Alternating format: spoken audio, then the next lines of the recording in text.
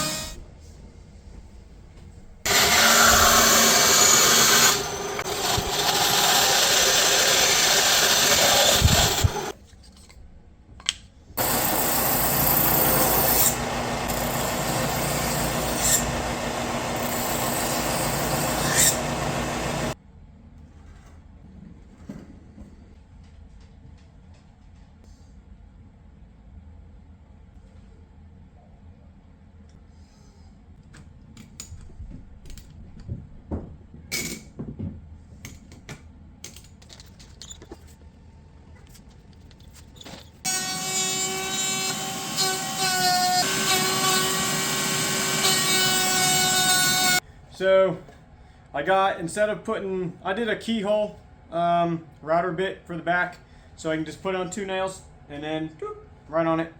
But everything else is routed, smooth, painted.